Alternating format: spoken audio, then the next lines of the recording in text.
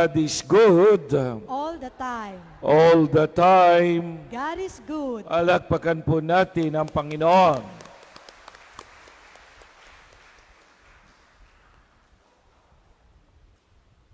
Nung ako po ay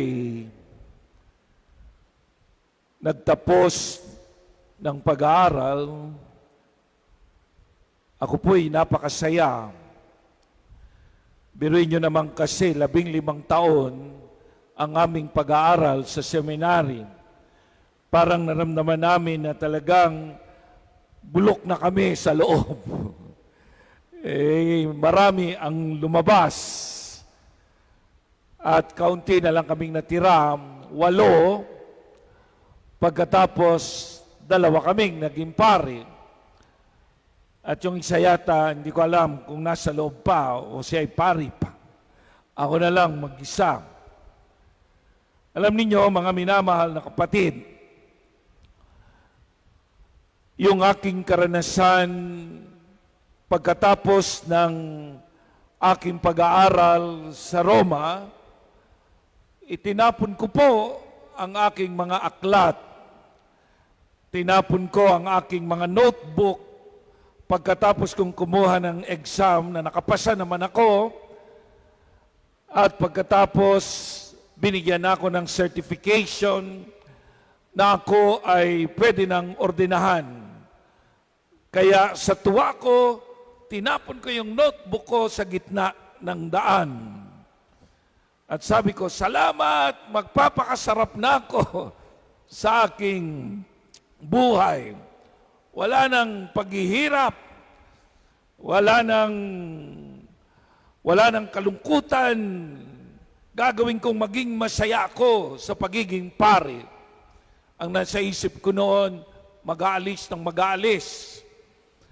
O kaya naman magpakasarap talaga. Kasi tapos na nga. Katulad ninyo, di ba? Pag kayo nakatapos ng pag-aaral, ay magpapakasarap na ako. Abay, agad kaming pinadala sa India. Naku po, napakahirap. Akala ko'y masarap ang buhay. Wala kaming ginawa doon kundi magtanim ng kamoting kahoy. Yun ang aming kinakain. At pagkatapos, hindi naman kami makapag-preach. Bawal mag-preach ng gospel sa labas. Bawal magmisa. Doon lang kami sa loob ng seminaryo, sa loob ng orphanage, pwedeng magmisa. Sabi ko, napaka-miserable. Akala ko masarap ang buhay. Sabi ko, pagdating na lang sa Pilipinas, after 5 years, dinala ko sa Pilipinas, ang sarap-sarap ng feeling ko. Sabi ko, at least matutupad ko na ang pagiging masaya sa pagiging pari. Ilang araw lang, nung umuwi ako sa bahay, may dinalang 3 bata sa amin. Sabi nga nung Father, wala na po yung magulang, naputukan ng dinamita. Ayan po, putol ang kalahat, putol yung yung isang paa ng isang bata at patay yung magulang. Anong gagawin ko dyan? Father, wala kami mapagdalhan yan. Naku po, o sige, sabi kong ganon, meron naman ako dyan isang maliit na kwarto, doon muna sila mag-start, doon sila maalagaan. Abay, pagkaraan ng ilang mga araw, dinala naman yung mga taga-bundok, 7. Naku po, mag-aaral daw sila. Naku po, sabi ko, yung aking pangarap na maging masarap ang buhay, masaya ang buhay, mukha yatang mako-confine ako dito sa loob ng aming bahay. Pagkatapos nun ng mga 1 buwan mahigit, 20 na kagad yung bata. Biruin mo yun, yung gusto mo, hindi nangyayari. Yun yung sinabi kay San Pedro ni Jesus. Diba? Pedro, Sabi niya ganon, nung bata ka, ikaw ang nagbibihis sa iyong sarili. Pumupunta ka kung saan mo gusto. Pagtanda mo, dadalhin ka kung saan hindi mo gusto. Di ba nangyayari yan sa inyo, no? Pag may asawa na kayo, di ba? Dadalhin ka ng Diyos kung saan hindi mo gusto. Akala mo, ang buhay ay masarap. Akala mo, pagpapakasaya lamang ang buhay. Sabi nga ni Jesus, dadalhin ka kung saan hindi mo gusto. Maraming pagkakataon sa aking buhay, ay mga ginusto kong bagay ay hindi nangyari. Pero, ano ba talaga ang aking nararamdaman ngayon? Hindi ko nararamdaman ang kalungkutan. Ang nararamdaman ko ay saya. Sinasabi ng mga ibang tao, katulad nung ako ay bago pa lamang dito sa Diocese ng Malolos, sinabi sa akin ng isang laiko, Father, ang swerte-swerte ng paring iyon, may resort na siya. Father, ang swerte ng paring iyon, may bahay na siya. Father, ang swerte-swerte ng paring iyon, meron na siyang mga lupain. Nandoon siya sa abroad. Ang swerte-swerte niya. Sabi ko, yun ba yung maswerte? Isang tanong. Pero nung nakausap ko naman yung paring iyon, parang napakalungkot niya. Kaya tama yung sinasabi ni Pope Francis. Sabi niya, ang kaligayahan ay hindi doon sa gusto mong gawin. Ang kaligayahan ay hindi dahil sa marami kang pera o tagumpay ka sa iyong profesyon. Hindi yun ang kaligayahan. Ngayon ay Gaudete Sunday. Ibig sabihin ng Gaudete Sunday, ibig sabihin niyan ay saya. Rejoice. Yan ang sinasabi ni San Pablo. Rejoice in the Lord always. And I say again, rejoice. Ano ibig sabihin ni San Pablo? Si San Pablo ay binabato siya. Si San Pablo ay gusto siyang patayin. Si San Pablo siya ay kinadenam. Si San Pablo ay pinararatangan ng kung ano-ano. Marami siyang nakaaway na mga tao na hindi siya gusto at siya'y pinugutan ng ulo. Pero sinasabi ni San Pablo, rejoice in the Lord always. And again, I say rejoice. So ang rejoice dito, mukhang may malaking ibig sabihin sa atin ng saya natin, mukhang merong pula si San Pablo sa ating saya, sa daigdig na ito. Kasi minsan nagiging masaya lamang tayo, mga minamahal na kapatid, doon sa kung anong mayroon tayo, kung ano yung narating natin, kung ano ang mga masasayang bagay na nakapaligid sa iyo.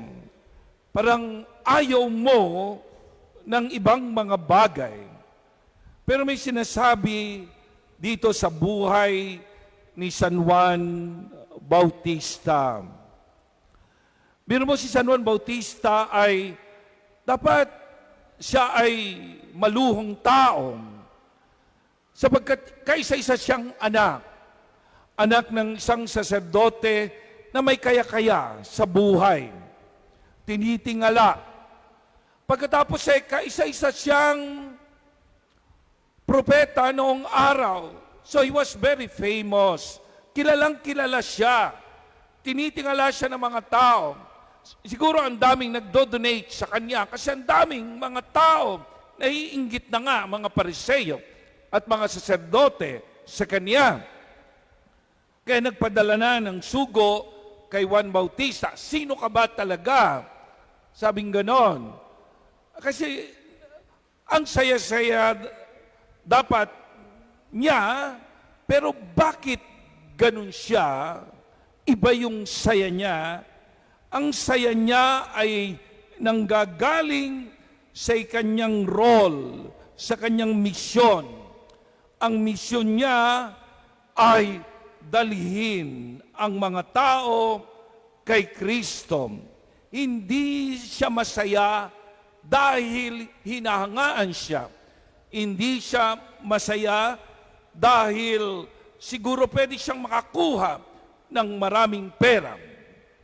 Hindi siya masaya dahil siya ay magaling na preacher at tinitingala, kundi masaya siya sa kanyang misyon, sa kanyang role. Ang role niya ay ihanda ang daraanan ng ating Panginoong Hesukristo upang ang pagliligtas sa sangkatauhan ay maalwan at magandang pagliligtas. Pero yung ginawa niya, yung mga tao, inipon niya, yung mga tao ay dinala niya sa pagsisisi, yung mga tao ay binigyan niya ng magandang direksyon tungo sa pagmamahal sa Diyos. Kaya nang dumating si Jesus, yung mga tao ay na kay Jesus na, lumipat na kay Jesus. Biruin mo yon. Kaya nga tatanungin natin ang ating sarili ngayon, mga minamahal na kapatid, meron ka bang nadadalang mga tao sa Panginoon? Meron ka bang nadadalang mga tao na pwede mong sabihin, Lord, pinagaan ko ang iyong misyon. Lord, inihanda ko ang mga taong ito para sa iyo. Kaya makita mo, ang saya-saya ni Juan Bautista. Nakaugat kasi ang kanyang saya sa kanyang misyon, sa kanyang role. Sino ba siya? Napaka-importante yun. Sino ako? Tanungin mo yung sarili mo sa daigdig na ito. Who am I? No? Baka hindi mo kilala ang iyong sarili. Naalala ko nung kami ay pinaprocess sa psychology, nagbigay ng isang halimbawa yung aming psychologist. Sabi ganon, may isang babae, si Inday, galing sa Kabisayaan, itong si Inday. First time niya lang magpunta dito sa Metro Manila. Sabi ganon, Inday, sabi ng amo, mabait yung amo, may day off ka. May day off ka, ha? Linggo, day off mo. Kailangan 6:00 pa lang ng linggo, nakabalik ka na. Umaga, pwede kang umalis, pero nakabalik ka na ng 6:00. Aba, eto na, dumating yung day off ni Inday. Aba, 6:00, wala pa si Inday. Wala pa si Inday. 7:00, wala pa si Inday. 8:00, wala pa si Inday. 10:00, wala pa si Inday. Eto na, may tawag sa telepono. Tumatawag si Inday. Hello? Oh, Inday, nasaan ka na? Ayan, tanong, nasaan ka na? Yun ang isang tanong. Nasaan ka na, Inday? Nandito po ako sa kalsada. Inday, napakadaming kalsada dito sa Manila. Nandito po ako sa tabi ng simbahan. Inday, ang daming simbahan dito. Be particular. Particular. Ibig sabihin, alam mo yung landmark. Bigyan mo ko ng palatandaan para mapuntahan kita. Palatandaan. Dito po ako sa tabi ng simbahan. Quiapo daw po ang pangalan nito. At sa tabi ng mercury drug. O Inday, alam ko na kung nasaan ka. Huwag kang aalis dyan. Kukunin kita. At nakuha si Inday. Ano ang moral lesson doon? Anong lesson? Minsan hindi mo alam kung nasaan ka na. Ano yung mission mo? Walang palatandaan. Nagpapakasarap-sarap ka lang sa buhay na ito. Hindi ka dinala ng Diyos sa buhay na ito para magpakasarap-sarap. Ano yung mga palatandaan mo sa iyong buhay na ikaw ay talagang may misyon at isinasagawa mo ang iyong misyon sa daigdig na ito. Katulad ni San Juan Bautista, alam niya, ang sabi sa kanya ng mga tao doon, sino ka ba talaga? Ikaw ba ay si Elias? Si Elias ay magaling. Si Elias ang inihintay ng mga tao. Ikaw ba ay isang propeta? Sabi ni San Juan, hindi. Hindi. Ikaw ba ang Mesiyas? Hindi. Sino ka? Tinan mo yung palatandaan, ang bilis. Ako ay ang humihiyaw sa disyerto na ihanda ang daraanan ng Panginoon. Alam niya yung mission niya. No? Pag hindi mo alam ang mission mo, konsumisyon ka sa daigdig na ito.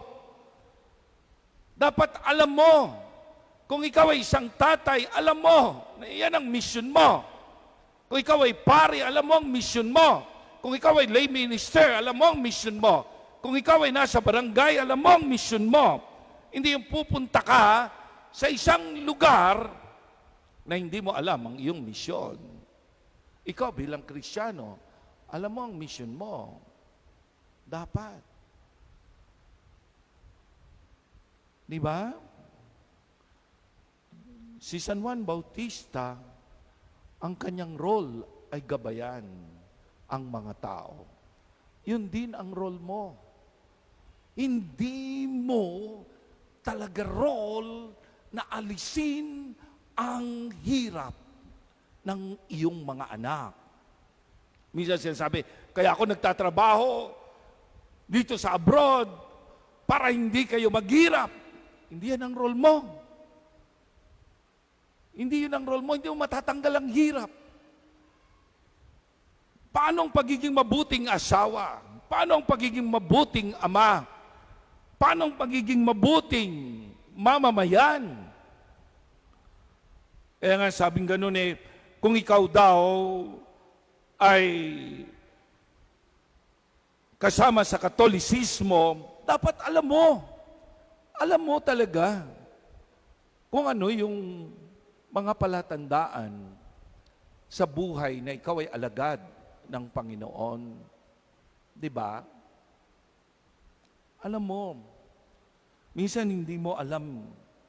Para kang nasa Katoliko, nasa Katoliko, pero iba yung ginagawa mo. Katulad halimbawa, ikaw ay sasali sa basketball, pero ang nilaro mo doon sa court, volleyball. Paano ba yan? Iba ang laro mo. Di ba? Ikaw bilang Katoliko, alam mo dapat ang iyong misyon. Alam mo ang iyong gagawin.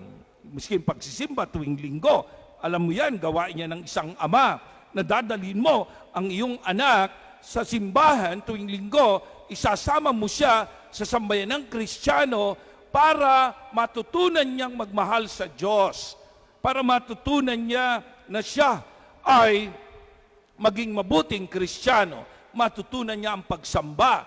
Meron man namang tatay na laging wala sa simbahan, nanay na laging wala sa simbahan, paglinggo, hindi mo makita. Ano ba yung role mo? Dapat alam mo yan. Paano mo mailalapit ang iyong mga anak, yung mga tao na binigay sa iyo ng Diyos? Yun si San Juan Bautista, pinadali niya yung proseso ng pagbabago. Kaya ng pagdating ng mga pagdating ni Jesus,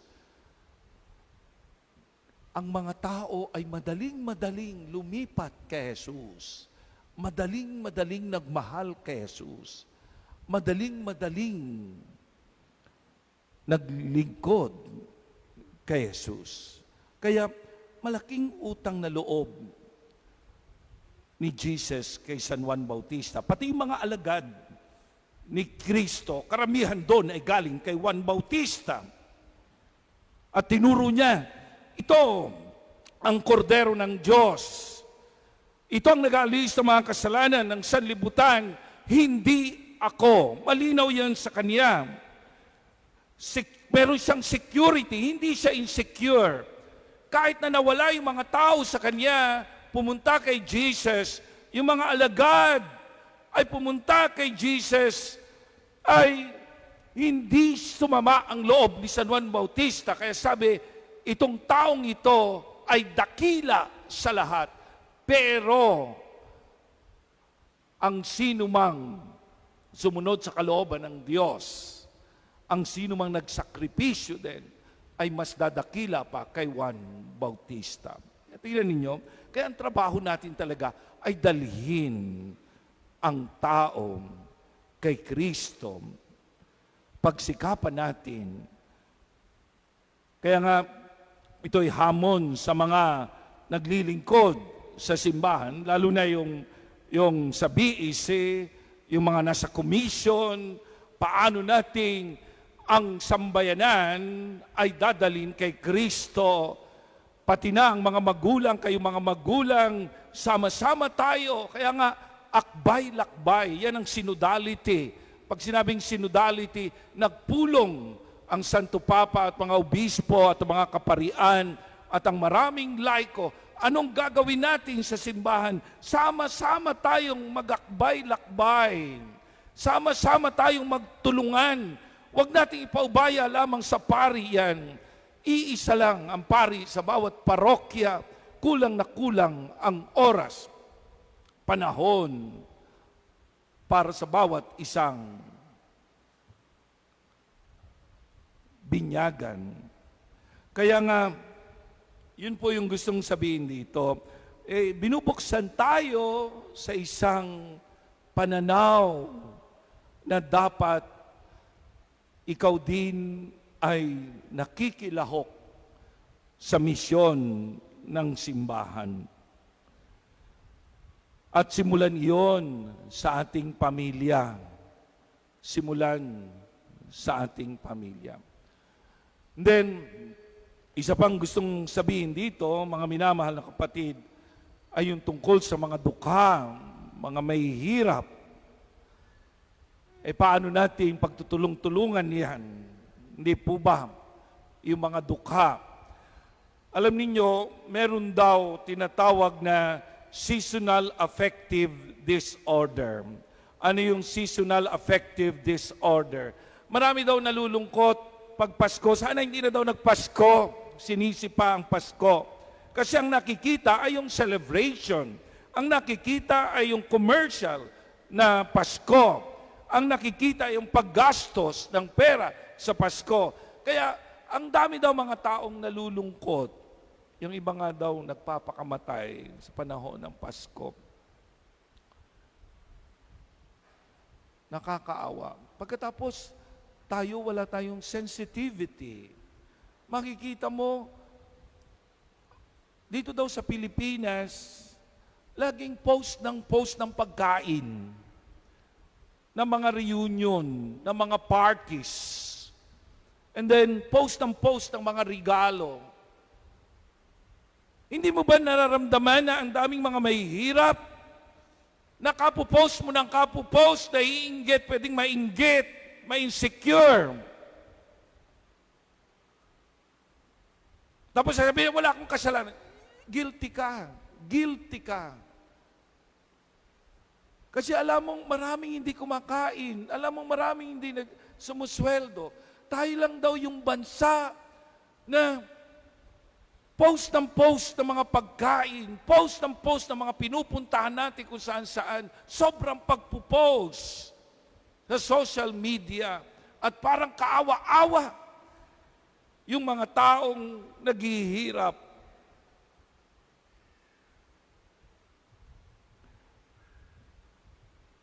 Yun din daw ay pananagutan natin.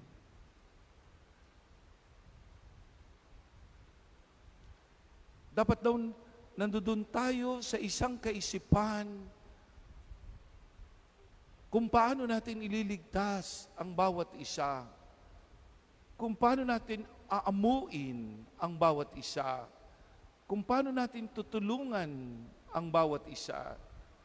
Hindi yung parang ipakikita mong napakaswerte mo, totoong swerte ka. Pero ipinakikita mo sa iba, ikaw ay malas. Kaya mag-iingat po daw tayo sa ganon na kaisipan. At saka pakiramdaman mo, ang daming may problema ngayon. Di ba? Kagutuman, kawalan ng trabaho, ang mahal-mahal ng bilihin. Ikaw na nakakaangat. Tingnan mo yung kapatid mo. Mag-umpisa ka sa yung kapatid. Baka post ka ng maraming bagay. Yung kapatid mo ay nakakaawat, nakakahabag ang kanyang sitwasyon sa buhay. Kaya sinasabi rito, napaka-importante ang pag-ibig, katulad ni San Juan Bautista. Kaya siya pinuntahan ng mga tao, si Jesus pinuntahan ng mga tao dahil naramdaman nila ang pagmamahal. Ito ang kulang ngayon sa atin. Paano natin pakikita ang pagmamahal? Kung napapansin ninyo, wala pong nakalagay ngayon ng mga tarpaulin na nakalagay na funeral. Di po ba? Walang namamatay ngayon. Napansin nyo ba? Noong mga nakaraang 2 buwan, 3 buwan, ang daming namamatay. Kasi hindi dinadalaw ng mga anak. Yung iba ka pa nga nagsusuicide. Ngayon walang namamatay kasi lahat hinahalikan. Lahat binibigyan ng regalo. Lahat binabati. Lahat dinadalaw. Di ba? Yung mga organization nag-organize ng mga kawanggawa, di ba? Ng mga ayuda. Kaya tayo nga simbahan, di ba? Kasi ganyan ang Pasko. Ang Pasko ay pag-iisip para sa mga kaawa-awa, hindi para sa iyong sarili lamang. Ang Pasko ay hindi para sa pagpapakasarap. Kaya minsan dinidiscourage ko yung Christmas party ng Christmas party sa simbahan. Dahil Christmas party tayo ng Christmas party, ang daming naghihirap. Tama na lang siguro isang Christmas party. Pagkatapos, exchange gift ng exchange gift, meron ba namang gift, exchange, meron ba namang regalo, ipagpapalit? Hindi na yan regalo, barter yan. Barter.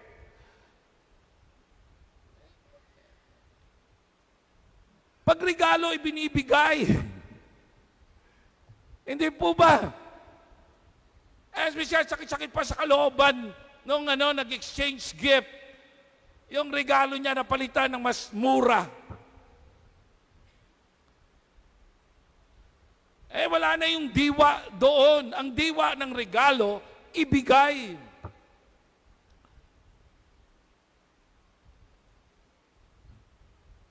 Tanong natin, yan ba yung Christmas natin?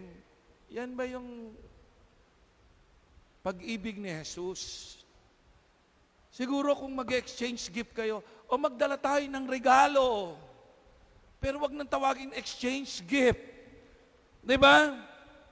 O isang organization magdala ng regalo. Pupunta tayo sa mga matatanda, ibigay natin ang ating regalo. Yun ang tunay na regalo. Huwag na kayong mag-exchange gift. Hindi na yung totoo, niloloko nyo na lang ang sarili nyo. At hindi yan ang diwa ng Pasko. At huwag nyo turuan yung mga anak nyo ng ganyan. Yun po. Kaya, ano yung sinasabi ni Jesus ngayon, ni San Juan Bautista pa lang, sabi ni San Juan Bautista, merong nandiyan sa inyo na hindi nyo nakikilala. Tama yun. Diwang tayo ng diwang ng Pasko pero hindi mo kilala si Jesus. Diwang ng Pasko pero hindi kilala si Jesus. Sabi ni San Juan Bautista, nandiyan sa gitna ninyo, hindi ninyo kilala. Sana po sa Paskong ito, makilala natin si Jesus. At maging masaya tayo, hindi dahil kung anong meron tayo. Masaya tayo sa misyon na ibinigay ng Diyos sa atin. Kung tatay ka, maging masaya ka. Kung pari ka, kung doctor ka, kung teacher ka, yan ang mission mo. Minsan nakatingin na lang tayo sa 13-month pay. Parang hindi masaya. Sa salary. Pagbalik nyo sana sa inyong trabaho, nagbago tayo, masaya tayo na nagtatrabaho at naglilingkod sa ating kapwa. So, sabihin mo nga sa katabi mo, magbago ka naman, ha? Huwag na lang sarili ang isipin, ha? Magbago na. Okay? Ngayong Pasko, isipin natin yung mga kaawa-awa, yung mga kapatid ninyo, yung mga hindi nyo pinapansin, yung mga pamangkin ninyo na kaawa-awa. Huwag nyo bigyan ng regalo yung mga mayayaman. Grabe, hindi na nga alam na kung anong gagawin doon. Pagdating mo, pagbalik mo sa kanilang bahay uli, nakita mo may alikabok yung binigay mo. Okay, tinapon na. Bigyan mo yung mga mahihirap. Maniwala ka, mapupunta ka sa langit. Sabihin mo sa katabi mo, mapupunta ka sa langit pag marunong ka magbigay sa mga kaawa-awa. Sa ngalan ng Ama, at ng Anak, at ng Espiritu Santo. Amen. Ngayon, sisindihan ang ikatlong kandila na sumisimbolo sa ikatlong linggo, ang kandila na nagpapahiwatig ng saya. Maging masaya tayo sa pagbibigay sa ating kapwa, maging masaya tayo sa ating misyon. So ipagdasal natin ang ating mga mahal sa buhay, lalong-lalo na yung mga may karamdaman, yung ibinigay ng Diyos sa atin na inaalagaan natin, yung mga may sakit, yung mga matatanda, ipagdasal natin sila, yung mga may kapansanan. Habang inaawit natin ang Halina, Jesus, Halina.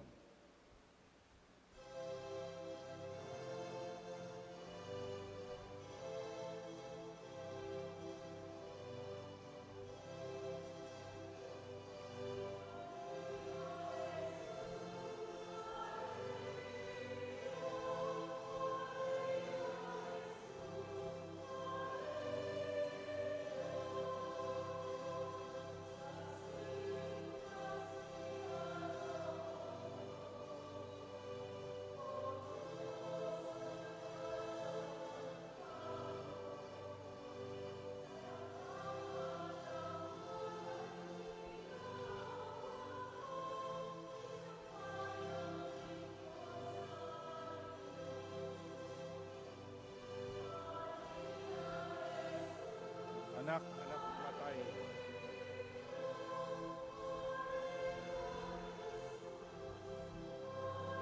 Ayan na, meron na.